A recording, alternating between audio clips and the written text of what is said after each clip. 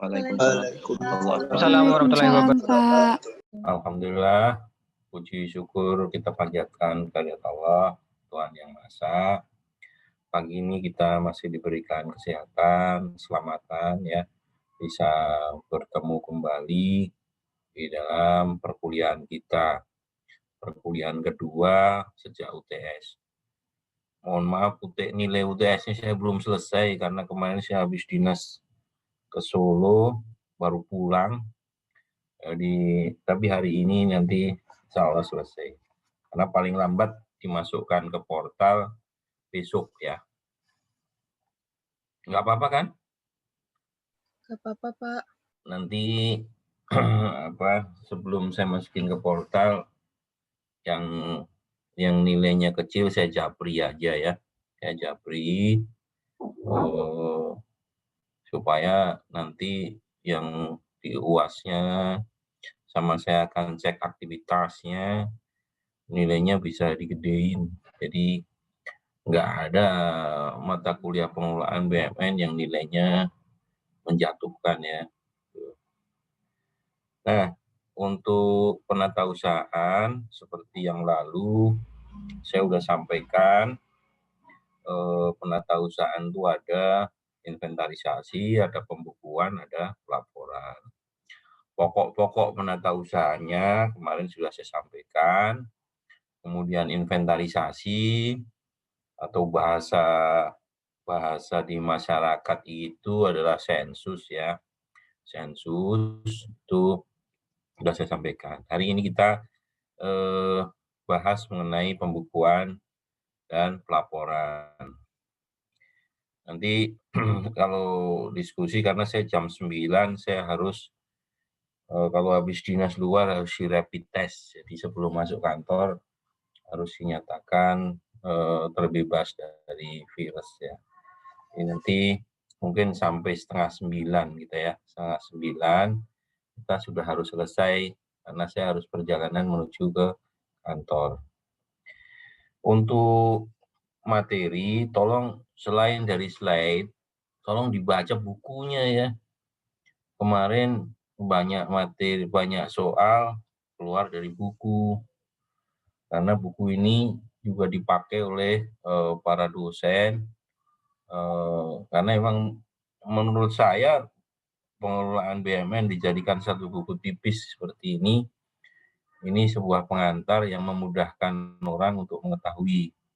Karena kalau mau dibuat detail, wah bukunya tebal sekali. Apalagi Anda belajar peraturan. Wah kalau peraturan nanti kamu bisa ini ya, bisa dalam waktu beberapa tahun kerja di Biro Manajemen Aset saja tidak akan bisa menguasai keseluruhan. Dia akan menguasai bagian per bagian seperti apa yang menjadi tusi mereka. Karena perkembangan peraturan ini sangat cepat sekali. Dulu peraturan banyak dipecah-pecah, sekarang peraturan jadi digabung-gabung. Nah ini semua tergantung dari pimpinan, arahnya seperti apa. Kalau dilihat di buku saya, kan semua ada buku saya ya, bahwa di penatausahaan ini kita ada mempelajari, di situ ada istilah aplikasi pengelolaan BUMN-nya. Aplikasi pengelolaan BUMN itu yang tentunya dipakai dalam rangka pembukuan ini. Ada aplikasi dulu di tahun 2007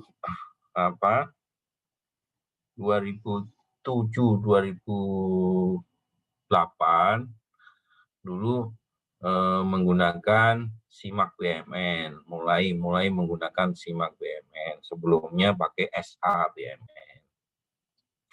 Kemudian di tahun 2018,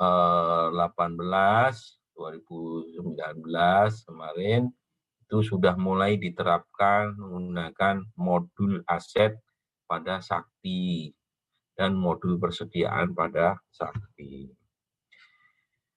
Di sisi lain ada, jadi sakti tahu nggak sakti? Ada yang tahu nggak sakti?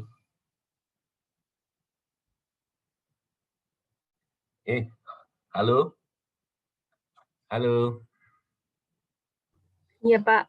Iya, Pak. Ada yang tahu nggak sakti? Kan D3 Perber Sistem aplikasi keuangannya itu Pak, tingkat instansi ya. Jadi kalau SIMAK BUMN itu sistem administrasi barang milik negara ya. Sistem administrasi barang milik SABMN. Kemudian kalau SIMAK sistem manajemen akuntansi barang milik negara. Perkembangannya SA, kemudian SIMAK, kemudian Sakti. Kemungkinan modelnya Pak Beta seperti ini nanti bakal dikeluarkan di dalam ujian. Bagaimana histori perkembangan aplikasi penatausahaan barang milik negara. Jadi ada SABMN, ada SIMAK, ada Sakti. Kapan mulainya? Nah, mulainya seperti tadi saya sampaikan, sebelum 2007, 2008, kemudian 2008 ke sini ya, sampai 2019 kemarin, 2018, 2019, itu hanya Kementerian Keuangan dan PPATK. Kemudian di tahun 2020 ini sudah lebih banyak lagi KL yang menggunakan Sakti. Kemudian untuk aplikasi terkait pengelolaan BUMN-nya, tadi kan aplikasi penatausahaan BUMN, ada SIMAK, Sakti. Yang masih jalan sekarang SIMAK dan Sakti. Nah, ada aplikasi pengelolaan BUMN yaitu SIMAN, ya, Sistem Manajemen Sistem Informasi Manajemen Aset Negara. Tuh. Ini yang dipegang oleh DJKN. Kalau Sakti itu dipegang oleh dibuat oleh Perben, ya. Oke. Kemudian hari ini kita akan membahas terkait dengan pembukuan. Saya kira kalau teman-teman, apalagi udah diajari juga penyusunan laporan keuangan ya, itu alurnya kan laporan keuangan itu salah satunya diambilkan dari laporan BUMN. Laporan BUMN kan sebagaimana kita ketahui, yang kemarin dalam soal pun keluar, bahwa BUMN itu memberikan sumbangan cukup besar. Untuk LKPP 64% itu neraca dari BUMN. Kemudian Kementerian Keuangan itu 60% itu dari BUMN. Artinya apa? Besar sekali kegagalan, misalnya kegagalan BUMN itu akan berpengaruh pada opini BPK terhadap laporan keuangan kita. Tuh. Pembukuan itu apa? Sekarang masuk ke pembukuan. Pembukuan itu kegiatan sharing screen saya udah ada kan ya? Sudah, Pak. Ya. Jadi pembukuan itu kegiatan pendaftaran, pencatatan ke dalam daftar barang pengguna dan daftar barang pengelola barang. Tujuannya apa? Agar semua BUMN yang berada dalam penguasaan pengguna dan yang ada dalam penguasaan pengelola tercatat dengan baik. Jadi kalau DIPA dibelanjakan, jadi barangnya itu dicatat. Kalau nggak dicatat berarti nggak aman. Wah, nanti bisa dibawa pulang dan sebagainya, ya hilang bisa. Tapi dengan dicatat tentunya pada saat akan bergeser pun itu akan perlu prosedur ya. Kemudian mengenai pelaksananya, siapa yang melaksanakan penatausahaan? Barang pada pengguna ya pengguna barang, barang pada pengelola ya pengelola barang. Tuh. Pengguna barang itu kementerian lembaga, pengelola barang itu adalah DJKN. Ini selalu saya ingatkan, selalu saya sampaikan supaya bisa melekat pada diri para mahasiswa yang tentunya nanti bakal menjadi ASN yang akan menggunakan barang milik negara. Kemudian tujuan pembukuan. Tadi sudah disampaikan bahwa agar semua barang itu dapat terdata dengan baik dalam upaya mewujudkan tertib administrasi. Tertib administrasi yang efektif, efisien, optimal, dan akuntabel. Akuntabel nih, jadi yakin bahwa BPK apa yang tercatat di dalam SIMAK, apa yang tercatat di dalam Sakti, ini benar-benar punyanya KL tersebut, punyanya pengelola tersebut, ya. Dapat dipertanggungjawabkan apa yang kita laporkan setiap semester, setiap tahun itu dapat dipertanggungjawabkan.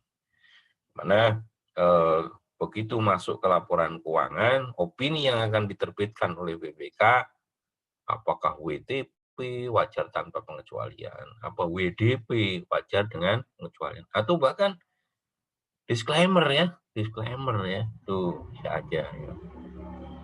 Kemudian selain mewujudkan tertib data, ini juga mendukung pelaksanaan pengelolaan BUMN secara efektif dan efisien. Karena dengan data yang bagus, tentunya bakal digunakan untuk pengelolaan BUMN akan lebih pas, lebih tepat. Misal, barang rusak beratnya banyak sekali. Tentunya ada kegiatan pengelolaan BUMN apa? Oh, harus dimusnahkan, atau dijual, atau dihapuskan. Karena memang akan membebani neraca kita jika itu tidak dilakukan kegiatan pengelolaan BUMN berupa penghapusan, kemudian pemindah tanganan, atau pemusnahan. Tuh. Laporan keuangan kita itu kalau kotor itu BPK senang itu jadi temuan BPK. Kalau nilainya signifikan, wah bisa berpengaruh opini tidak WTP, bisa dikecualikan, aset menjadi dikecualikan. Oke ya. Ini tujuan dari pembukuan. Sasarannya apa? Tadi saya sampaikan bahwa kalau kita beli barang menggunakan DIPA ya harus dicatat ya. Jadi seluruh BUMN dari semua barang yang dibeli atau diperoleh dari APBN atau perolehan lain yang sah. Perolehan yang lain yang sah itu misalnya ada hibah, ada tukar menukar, ya kan? Itu harus tercatat di dalam buku barang, daftar barang pengguna, kuasa pengguna maupun daftar barang pengelola barang. Nah, ini dokumen sumbernya. Dokumen sumber ini bisa saldo awal, bisa berita acara serah terima barang, mutasi, misalnya diterima dari kementerian lain. Dokumen kepemilikan, oh ada BPKB, ada apa namanya sertifikat tanah.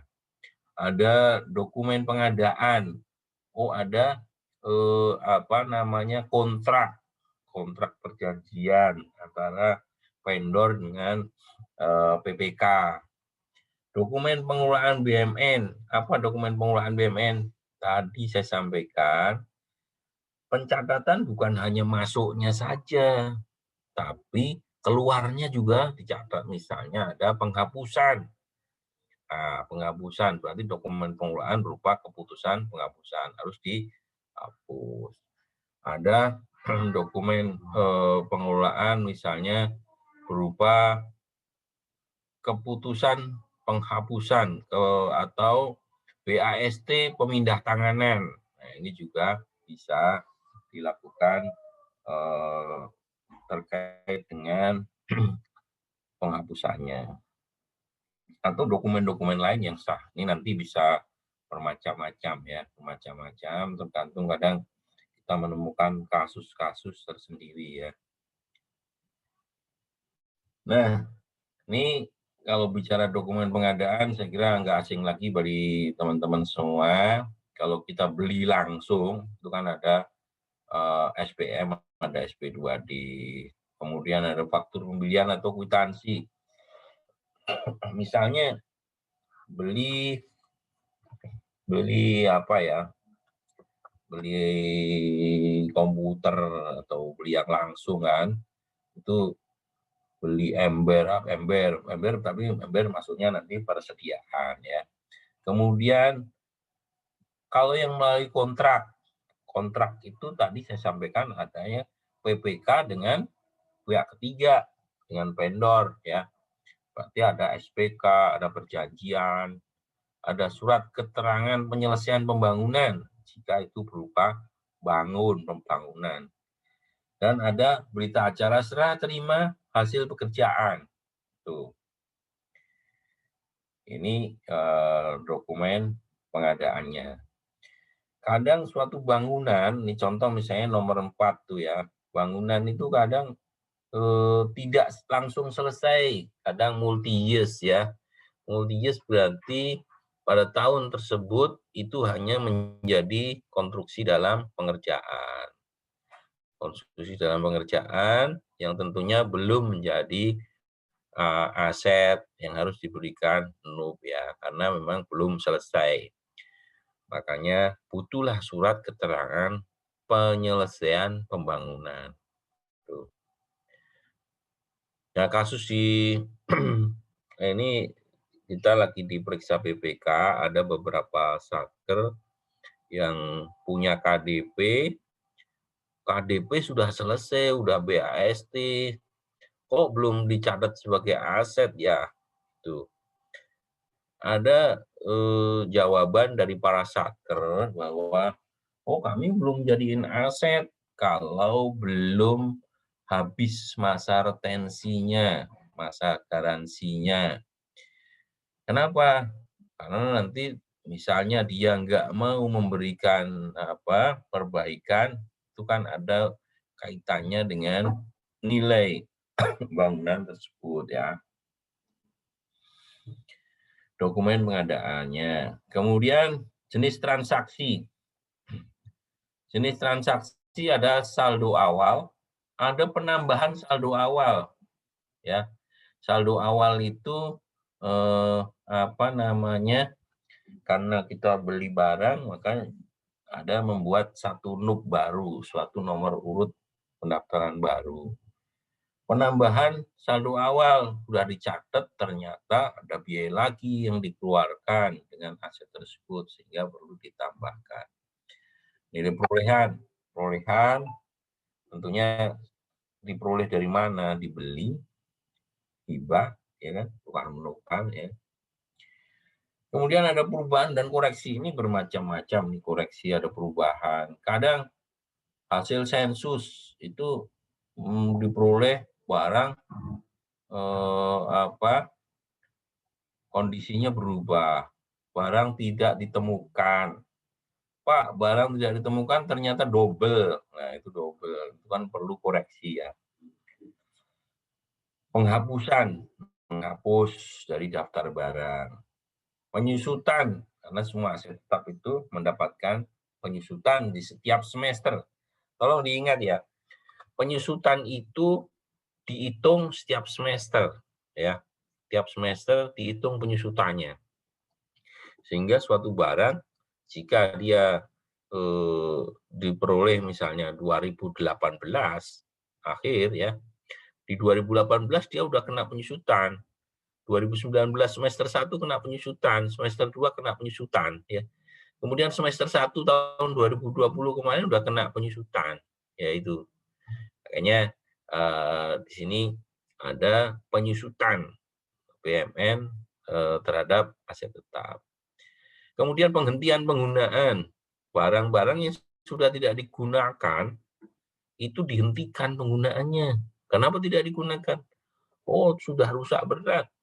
Oh, sudah tidak sesuai lagi dengan kondisi saat ini. Misalnya barang IT-nya udah ketinggalan, nggak bisa dipakai lagi ya. Walaupun dia masih baik misalnya kan, masih baik tapi nggak bisa. Misalnya printernya printer dot metric. Dot metric itu yang kalau nyetak bunyi krik krik krik krik krik krik krik gitu ya. Sementara aplikasinya sekarang semua sudah menggunakan aplikasi printer yang yang tinta itu, jadi udah nggak bisa, tinta atau laser ya, sehingga itu nggak bisa dipakai lagi. Ada lagi penggunaan kembali. Jadi ada kadang satker itu barangnya udah rusak, dinyatakan rusak berat, sudah dihentikan supaya dia mendapatkan ganti barang baru. Ternyata, anggarannya nggak dikasih, Pak. Sehingga, kalau ini nggak dipakai, kalau nggak diaktifkan kembali, nggak dapat biaya pemeliharaan. Sehingga dia gunakan kembali barang tersebut. Jadi diaktifkan, tadi dihentikan, diaktifkan. Kemudian transaksi terkait KDP, tadi udah saya ceritain. Barang rusak berat, barang itu kan pasti bakal ada rusak kan ya. Lutfi punya barang apa aja, Pi? Lutfi. Iya, Pak. Punya apa? Barang pribadi apa? Handphone, laptop, motor. Handphone kamu udah pernah ganti berapa kali? Waduh, berapa ya, Pak? Udah sering. 4 paling 4 atau 5. Kenapa kamu ganti handphone? Ada yang rusak, ada yang ganti karena kurang update gitu, Pak. Kurang update isinya, ya. Jadi rusak tadi mau dibetulin udah nggak bisa gitu kan ya. Wah, ini betulinya biayanya lebih banyak nih. Udah langsung dihentikan penggunaan aja. Beli yang baru gitu kan, lebih ya. Kalau tadi satu, barangnya masih bagus sebenarnya. Cuman dengan kondisi sekarang speknya udah ketinggalan zaman ini. Fotonya juga nggak bisa bagus, padahal fotonya mau dikirim ke ceweknya Lutfi kan, harus foto pakai yang bagus kan, makanya akhirnya belilah yang berapa megapiksel gitu kan, bagus-bagus kan. Anak-anak muda itu sekarang seperti itu, apalagi di stand. Sekarang di stand modelnya udah iPhone semua, nggak mau yang Android ini yang itu sudah nggak mau, ganti semua ke iPhone. Kemudian ini berikutnya nih barang rusak berat, tadi udah dicontohkan banyak ya. Memang memberi contoh yang paling mudah itu barang rusak berat, karena semua barang bakal terjadi rusak berat. Begitu rusak berat kan sudah nggak bisa dipakai lagi ya. Kemudian terkait dengan perolehan, itu bisa hibah masuk, beli, selesainya pembangunan, pelaksanaan kontrak, pembatalan penghapusan, rampasan, ada barang rampasan, reklas, serta transfer masuk. Barang itu bisa direklas. Misalnya barang ini ada contoh di Kanwil Perben, itu ada barang berupa toren air ya. Toren tahu kan? Tampungan air. Tampungan air sama satkernya dicatat sebagai bangunan air, kan? Beda itu bangunan air dengan tampungan air toren yang warna merah, ungu ya, yang penguin itu, mereknya penguin itu. Itu kalau dicatat sebagai bangunan itu menjadi objek yang harus dinilai pada waktu terjadi revaluasi. Tapi kalau tampungan air, enggak, ya, toren air enggak dinilai itu. Itu ya, ada direklas. Jadi direklas dari peralatan dari bangunan menjadi peralatan mesin. Ada transfer masuk. Transfer masuk itu barang masuk dari KL lain atau dari satker lain, ya. Itu namanya transfer masuk. Tapi kalau kita mengeluarkan, itu ada transfer keluar. Kenapa nggak di dalam perolehan ini nggak kita masukkan transfer keluar? Nggak masuk ke kita. Kalau nggak masuk kita, bukan menjadi objek perolehan. Ini koreksi. Ada beberapa koreksi. Pengurangan kuantitas. Misalnya luas tanah, ya.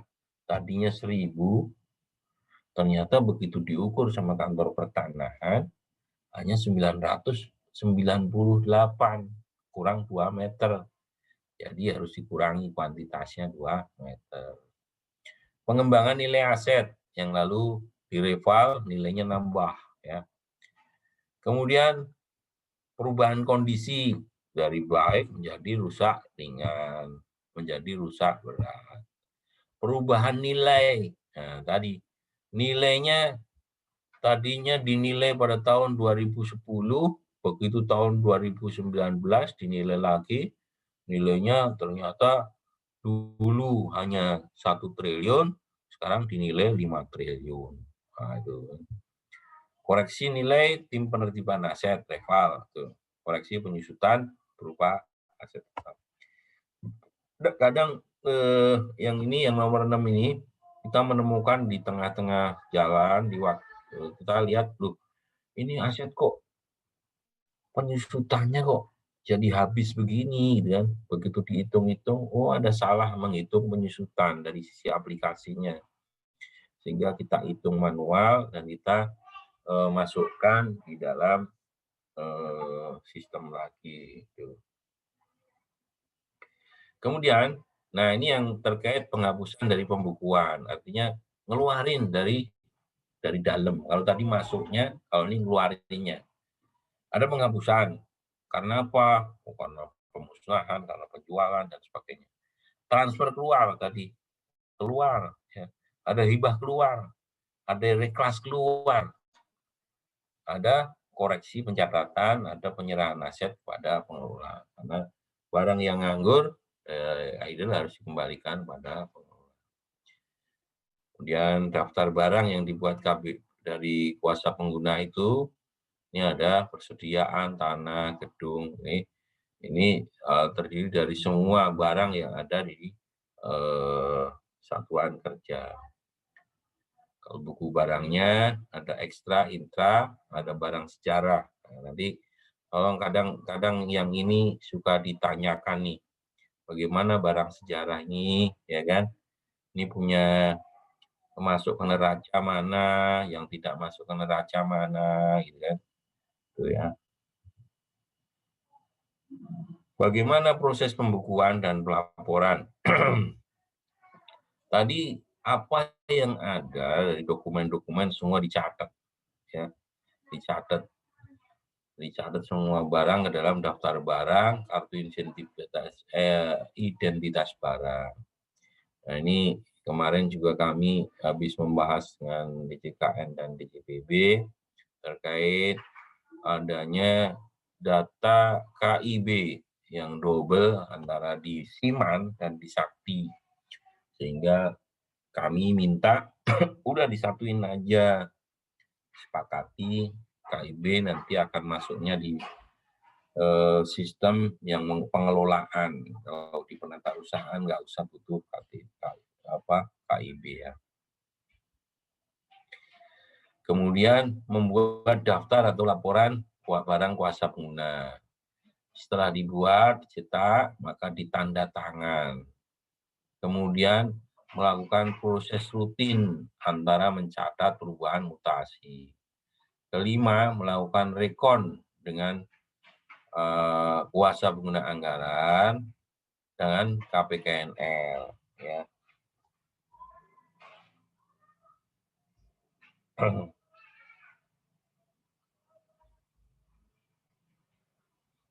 Kemudian yang keenam, menyusun laporan BMN sesuai jadwal. Laporan BMN ini jadwalnya kan semester 1 tahunan maupun semester 2. Nanti bakal ditanya, oh ya nanti, Pak, ada laporan semester 2.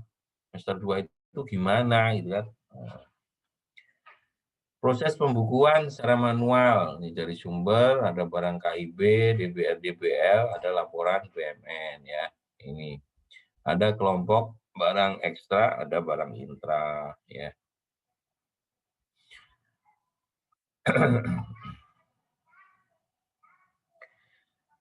Oke, kemudian bagaimana mengenai dokumen sumber, kemudian disimaknya, dan keluarannya. Keluarannya ada buku dan kartu-kartu ini ya. Kemudian ada laporan. Laporannya, ada laporan KDP, ada laporan kuasa pengguna semesteran, ada laporan kuasa pengguna tahunan, ada laporan kondisi barang. Nah ini, kondisi barang ini yang paling mudah diambil oleh BPK pada saat, ini banyak barang rusak berat. Kenapa dari tahun-tahun dibiarkan saja, nggak dilakukan penghapusan. Nggak muncul ya contoh-contoh formulirnya ya. Oke, mungkin itu terkait dengan pembukuan ya.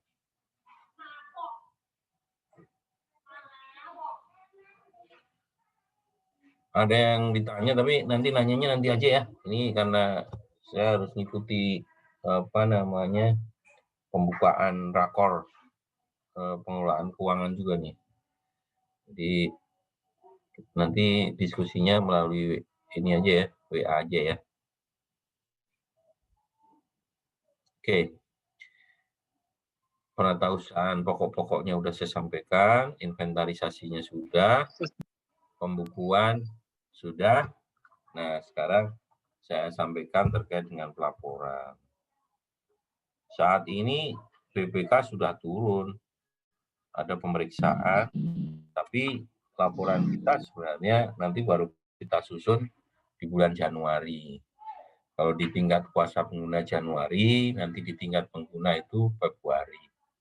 Jadi tanggal terakhir di bulan Februari. Tanggal terakhir bulan Februari itu kan kalau enggak 28, 29. Tapi 29-nya kan 4 tahun sekali ya. Berarti ya rata-rata tanggal 28.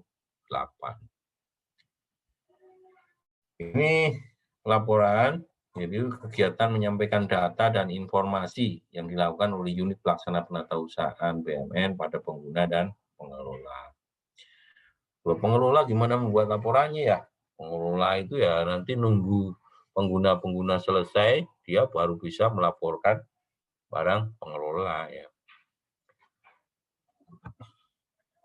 Apa yang menjadi dasar penyusunan laporan BUMN? Tadi dari apa yang dicatat, perolehan, terus transaksi-transaksi yang ada, maka muncullah menjadi daftar barang ya, ada buku-bukunya, buku barang intra, ekstra, barang bersejarah, buku persediaan, buku KDP, ada KIB ya, ada DBR, DBL, dan dokumen inventarisasi. Yang dicatat apa? Daftar barang, yang dicetak daftar barang kuasa pengguna, ada laporan mutasinya, jadi perubahan di pada semester tersebut itu apa? Oh keluarnya ini, masuknya ini, dan ya masuknya peralatan mesinnya misalnya masuk ada 500 juta, keluarnya misalnya 100 juta. Kenapa? Karena ada penghapusan. Kemudian ada laporan kuasa barang kuasa pengguna semesteran, kuasa pengguna tahunan. Kemudian ada laporan kondisi. Nah, ini kondisi ini juga tadi seperti saya sampaikan ini sangat penting sekali ya. Laporan barang kuasa pengguna, yang kuasa pengguna itu ada persediaannya, ada aset tetap, ada intra, ada ekstra, dan ada gabungannya. Kemudian ada laporan KDP, laporan aset lainnya, laporan barang bersejarah, laporan catatan ringkas atas CR-BMN. CR-BMN itu yang misalnya menjelaskan adanya tadi mutasi barang itu sampai dengan hari ini untuk Sakti memang belum lengkap, tapi kalau disimannya disimak CR-BMN tinggal cetak aja ya. Kok nggak bisa muncul ya? Ini ya. Teman-teman ada filenya ada muncul nggak? Enggak, Pak. Ya. Yang dari Google Classroom itu loh. Yang dari Google Classroom. Ada, Pak. Ada ya? Coba tolong di-share deh. Saya kok nggak, karena saya baru ganti laptop ini. Sehingga file saya belum masuk semua. Mungkin perlu di-refresh itu, Pak. Hah?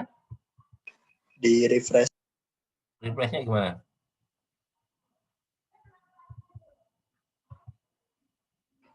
Itu Pak yang ada di atas sebelah kiri Pak. Uh-huh. Yang sebelah tanda gembok yang bulat ada panahnya Pak. Gembok bulat ada panahnya. Yang kiri kanan. Di bawahnya WhatsApp iya. itu, Pak. Iya itu. Di bawahnya? Yang ini Pak, yang kiri kanan WhatsApp. atas Pak. Yang di bawah WhatsApp. Oh ini. Bukan, yang sebelah kirinya Pak. Oh ini. Iya benar Pak.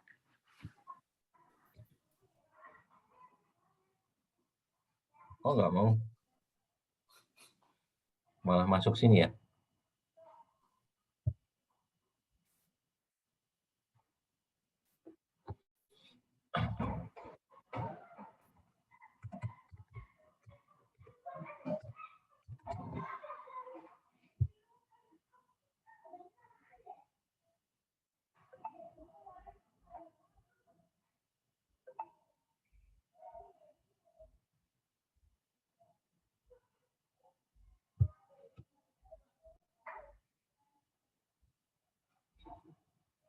Nah ini ya, muncul ya. Muncul kan? Muncul. Iya, Pak. Oke ya. Kita lanjutkan nih. Tadi di atas tadi saya sampaikan ada rekon ya. Ada rekon. Baik dengan apa namanya WAPA maupun dengan KPKNL. Ini rekonsiliasi dan pelaporan semesteran nih. Jadi dari kuasa pengguna wilayah,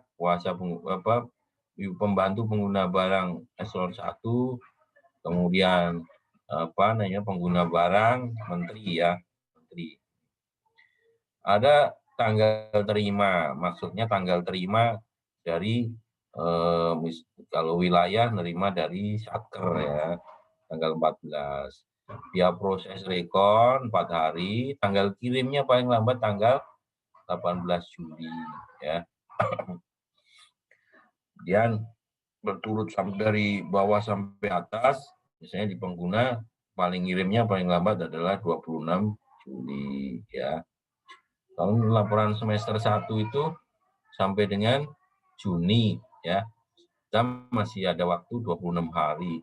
Tapi 26 hari itu kan perjalanan waktu dari kuasa pengguna sampai dengan pengguna kan, itu.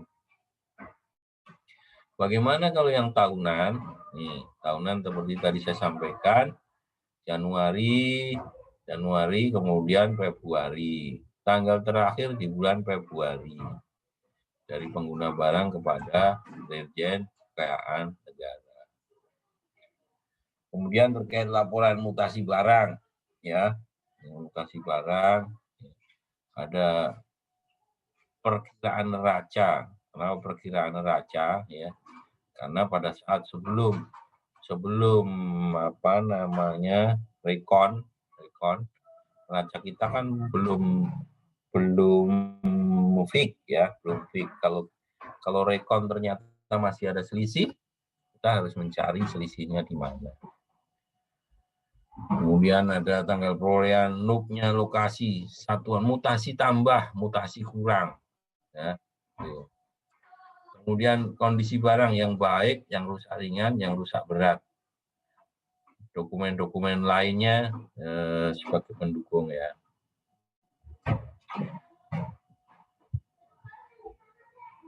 Kemudian laporan mutasi barang kuasa pengguna ya. Waktu saya masih tinggal 10 menit. Ya.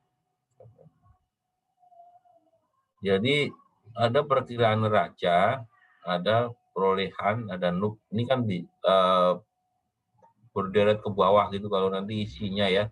Isinya akan berderet ke bawah ya. Bertambahnya apa, berkurangnya apa ya. Sehingga terakhirnya akan ketahuan. Laporan intra dan ekstra. Ini juga kemarin kan kita sudah bicara ada kelompok, ada sub-kelompok, ada sub-kelompok ya. Tuh. Ini laporan kuasa pengguna semesteran intra. Ya, intra, kemudian apa namanya, apa yang dituangkan dalam laporan intra ini juga BUMN diklasifikasikan per sub-kelompok. Kemudian kode akunnya neraca pada neraca ya, satuannya.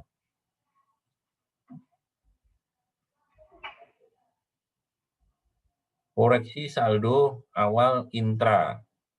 Jadi neracanya berapa, ada tambahan saldo awal ya, bertambah apa berkurang gitu kan.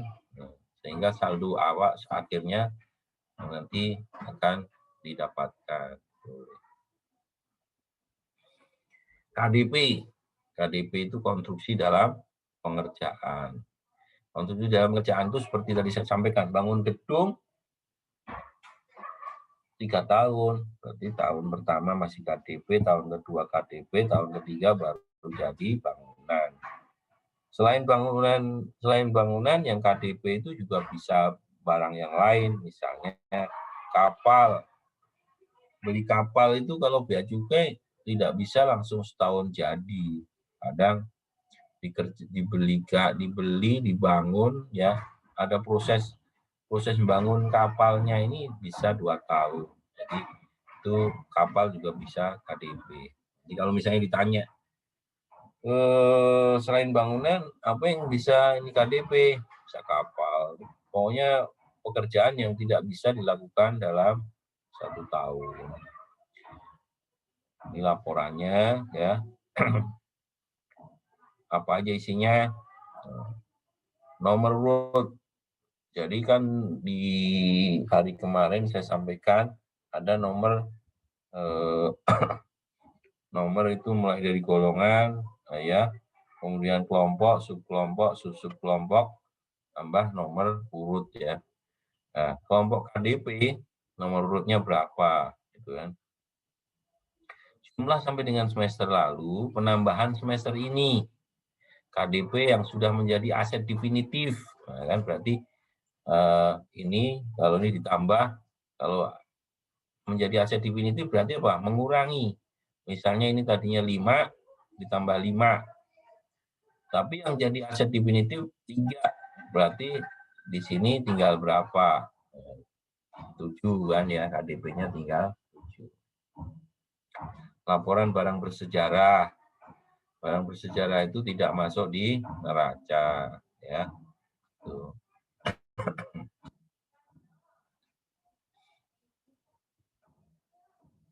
Laporan BUMN oleh unit pengelola BUMN. Ada kalau pertama kali melaporkan, jadi dari KPKNL, Kanwil ya. Kalau semesteran, akhir tahun, dan waktu yang lain.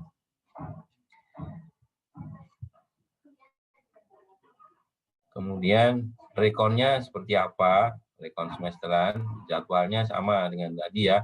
Juli ya, Juli paling lambat Juli bagi pengguna barang. Kemudian rekon antara kuasa pengguna anggaran dengan kuasa pengguna barang.